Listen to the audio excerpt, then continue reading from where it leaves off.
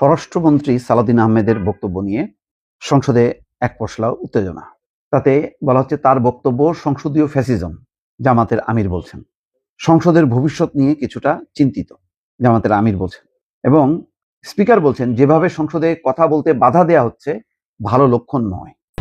তো এই কথাগুলো এসছে সালাউদ্দিন আহমেদকে লক্ষ্য করে। সালাউদ্দিন আহমেদকে নিয়ে কেন জানি একটা অ্যালার্জি। আজকে আইন শৃঙ্খলা পরিস্থিতি নিয়ে যখন কি কথা উঠছে তিনি বলছেন যে ঢালাওভাবে আইন শৃঙ্খলা পরিস্থিতি নিয়ে ঢালাও অভিযোগ শাহবাগ পল্টনের বক্তৃতার মতো ঢালাও অভিযোগ। হয়তো মানে মানুষ আইন শৃঙ্খলা পরিস্থিতি নিয়ে উদ্বিগ্ন থাকে, হয়তো 2টা 4টা 5টা ঘটনা ঘটে, তখন মানুষের মধ্যে একটা ইয়ে বাড়ে। এটা এই সরকারের আমলে তা না, এটা ইউনূস সরকারের আমল থেকে কিন্তু চিৎকার করতেছি।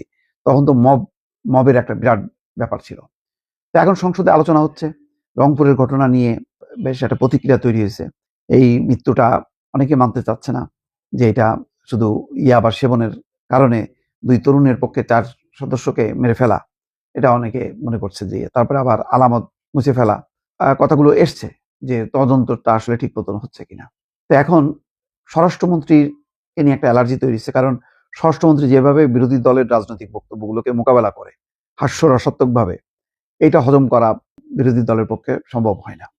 আমি দেখছি যে মূলত সালাউদ্দিন আহমেদ কখনো কখনো মনিরুল হক চৌধুরী, কখনো কখনো ফজলুর রহমান, তবে মূলত সালাউদ্দিন আহমেদ বেশ শক্তভাবে মোকাবেলা করে। আর আইন শৃঙ্খলা পরিস্থিতি যেহেতু স্বরাষ্ট্র মন্ত্রণালয়ের দায়িত্বে তিনি যখন ডিপেন্ড করেন, বলেন যে না আইন শৃঙ্খলা পরিস্থিতি উন্নতি হচ্ছে, আগের মতো অবস্থা নেই, তখন বিরোধী দল এটা মানতে চায় না এবং এটা নিয়ে বাদানুবাদের পর্যায়ে এই কথাগুলো আসছে যে সংসদ যেভাবে চলছে সেটা শুভ লক্ষণ না, এবং বলছে যে ফ্যাসিজমের মতন, এবং দুঃখ প্রকাশ করতে হবে।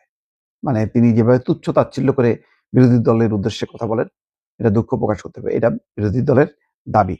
এখন সংসদের তর্ক বিতর্ক হবে, এটাও ঠিক।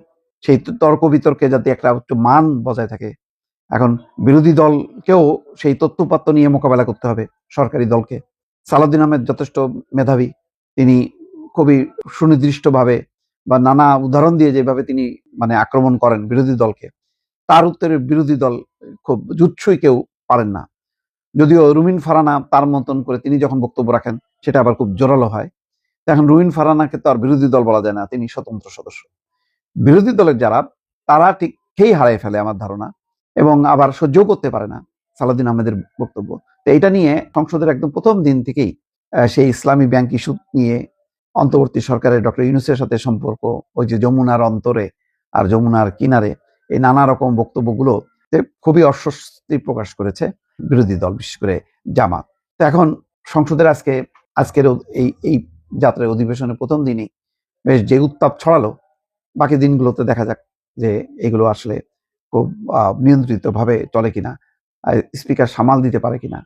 সংসদের ভবিষ্যৎ নিয়ে কিছুটা চিন্তিত, কথাটা কিন্তু খুব মারাত্মক। এর মধ্যে আবার সংসদ অভিমুখে লং মার্চ কর্মসূচি আছে বিরোধী দলের, যেটা মানে ঠিক সময় উপযোগী হয়নি।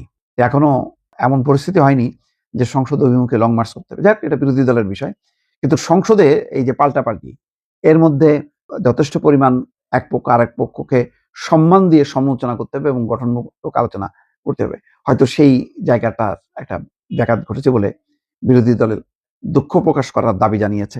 স্বরাষ্ট্রমন্ত্রী তুচ্ছ-তাচ্ছিল্য করে কথা বলেন, স্বরাষ্ট্রমন্ত্রী প্রপার বিহেভ করছে না, এটি হচ্ছে বিরোধী দলের মূল বক্তব্য।